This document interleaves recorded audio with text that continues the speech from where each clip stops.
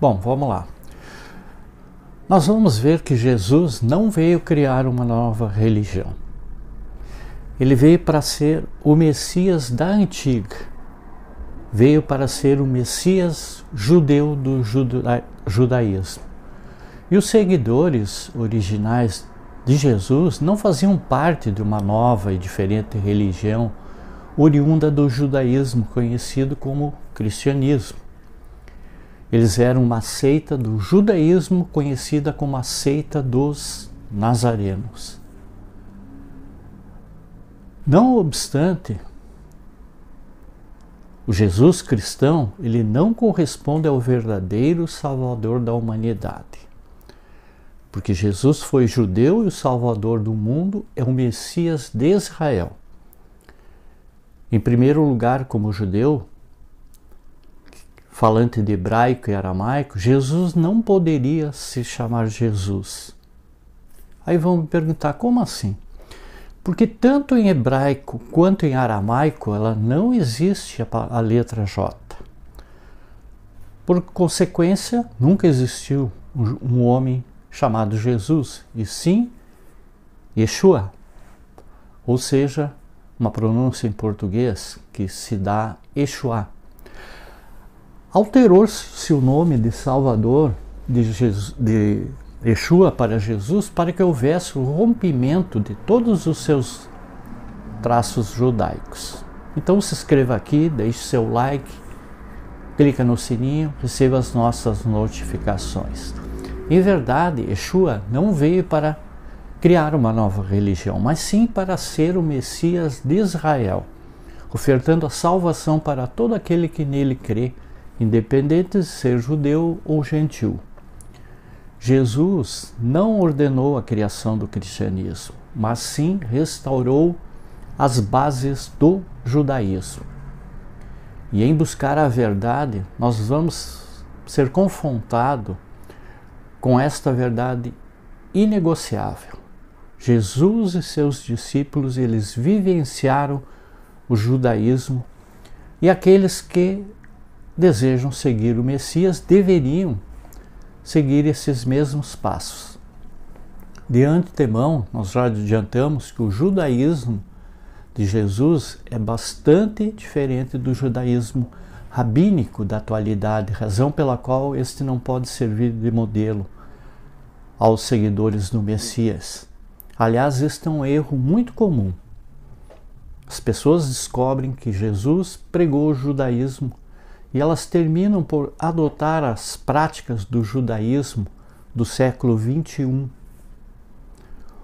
sendo certo que ele está repleto de ensinos que foram duramente criticados por Jesus.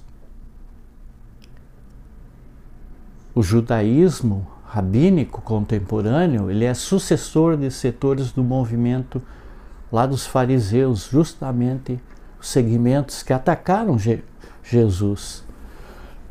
E infere-se que o discípulo de Jesus, ele deve olhar para trás e investigar bíblica, historicamente, o judaísmo praticado pelo Messias e seus primeiros alunos, descartando todas as doutrinas e tradições de homens contrárias à palavra do Eterno. E este é o passo mais difícil, ou seja, o romper com as teologias românicas e rabínicas que impregnaram as mentes humanas e que tentam impedir que a verdade resplandeça.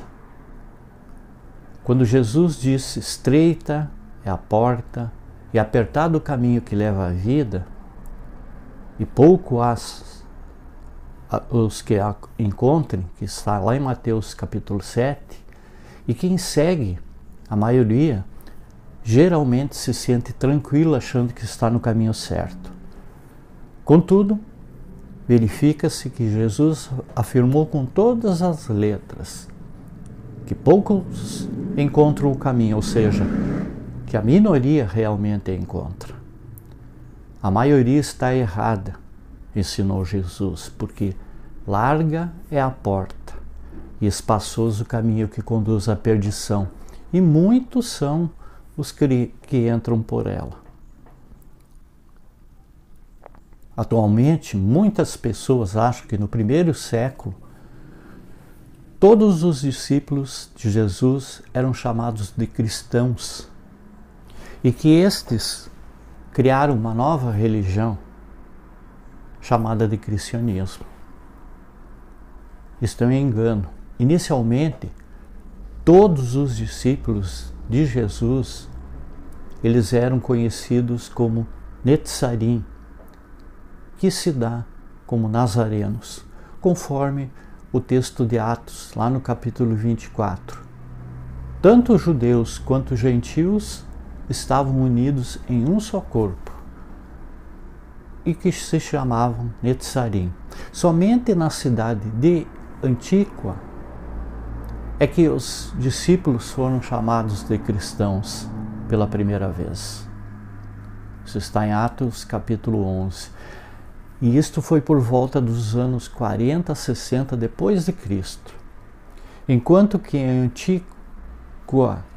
Antioquia, os seguidores do Messias foram apelidados de cristãos, em todos os outros lugares se manteve o nome original, que era Netzarim, nazarenos. Judeus, gentios, crentes em Jesus, eram conhecidos como nazarenos. E somente muito tempo depois é que houve uma distinção terminológica entre nazareno e cristãos. E se no passado judeus e gentios eram chamados de nazarenos, esta situação mudou-se e se passou a fazer a seguinte diferenciação. Primeiro, os nazarenos, que eram judeus crentes em Jesus, o Messias. E segundo, os cristãos, que era o setor constituído por gentios crentes em Jesus, e cristãos que estavam unidos e tinham plena comunhão, que frequentavam sinagogas, já que então ainda não existiam igrejas. E em Atos dos Apóstolos, no capítulo 1, há uma discussão acerca do relacionamento entre gentios e judeus, que na ocasião, Tiago ele estabelece uma série de recomendações aos gentios e prescreve por que Moisés, desde os tempos antigos, tem em cada cidade quem o pregue, e em cada sábado é lido nas sinagogas. No texto transcrito, identificam-se 3 importantes dados. Primeiro, judeus e gentios se reuniam em cada sábado. Segundo, eles estudavam a lei, a Torá de Moisés. Terceiro, estavam reunidos nas sinagogas e não nas igrejas. Estes 3 exemplos indicam que judeus e gentios praticavam o judaísmo. O cristianismo, como se verá adiante neste assunto, foi difundido por Inácio de Antíoco, ou seja, o Santo Inácio católico. E ele é contrário às primeiras práticas dos emissários, que são os apóstolos de Jesus. Eis o cristianismo de Inácio. Primeiro, determina a reunião no domingo e ensina que a lei, a Torá de Moisés, ela foi abolida pelo Novo Testamento. E terceiro, ordena a reunião em igrejas. Esses 3 ensinos são totalmente antagônicos. E aqueles 3 características extraídas de Atos lá dos Apóstolos, capítulo 15, Então, nós vemos que Jesus ele não veio para fundar uma nova religião, mas sim para ensinar o judaísmo de acordo com as Escrituras. E aquele que segue Jesus, o Messias, deve vivenciar o judaísmo por ele lecionado, tomando muito cuidado com as atuais práticas do judaísmo, visto que muitas delas estão impregnadas de elementos antibíblicos. E muitas pessoas, quando descobrem que Jesus era judeu e seguia o judaísmo, elas terminam por abraçar indiscriminadamente todos os costumes judaicos, sem a maior análise crítica, o que é totalmente insensato. Há uma porque o judaísmo moderno ele está distante daquele praticado pelos discípulos de Jesus. E o segundo porque o judaísmo moderno ele está fundado no pensamento dos fariseus, que era fortemente combatido por Jesus. E terceiro, porque o judaísmo moderno ele segue mais a tradição do que a própria Torá. E quarto, porque o judaísmo moderno ele incorporou elementos e ritos pagãos.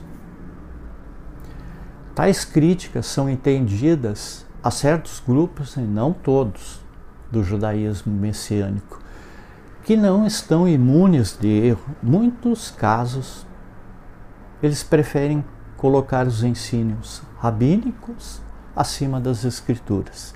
E os cristãos, onde ficam? Onde se enquadram? O texto em aramaico esclarece, tendo encontrado, levou para Antioquia e por todo um ano se reuniram naquela congregação e ensinaram muitas pessoas. Foi naquele tempo que os discípulos foram chamados pela primeira vez de cristãos.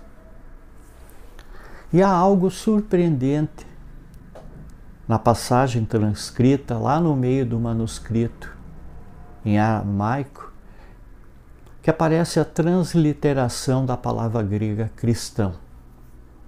Isto causa uma estranheza, pois seria o mesmo que em um texto em inglês constasse uma palavra em japonês.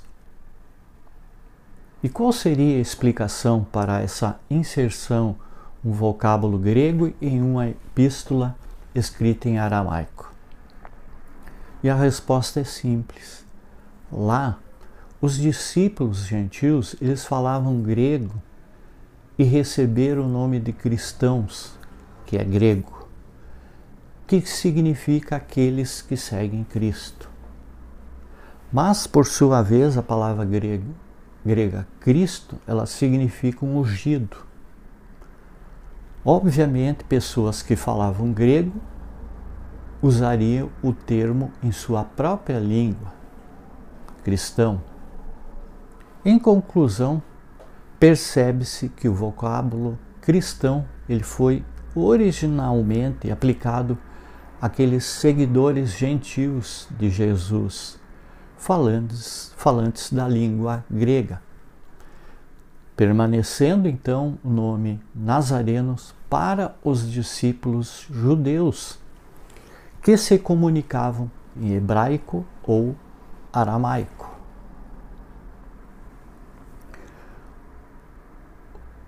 Os gentios foram cunhados com a palavra cristiane, ou um termo grego para messiânicos.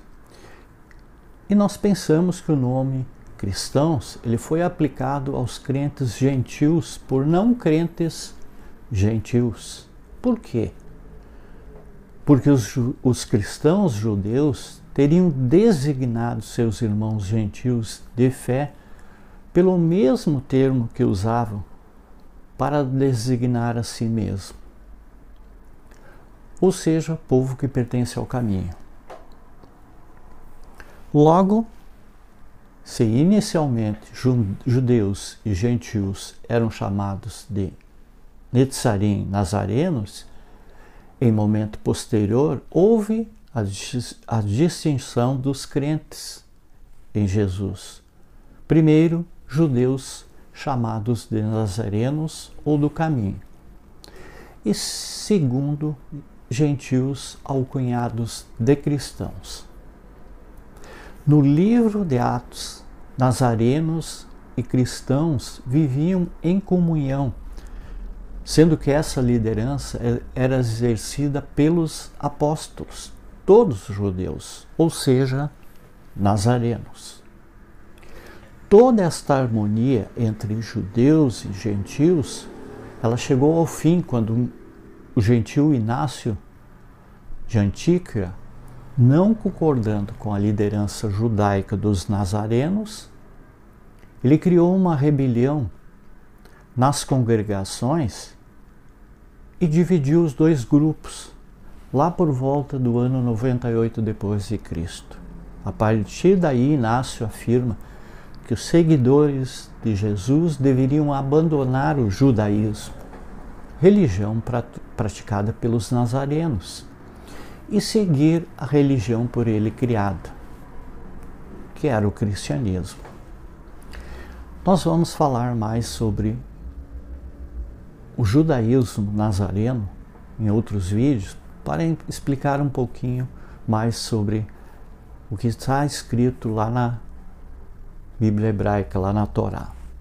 Muita paz, muita luz, gratidão a todos.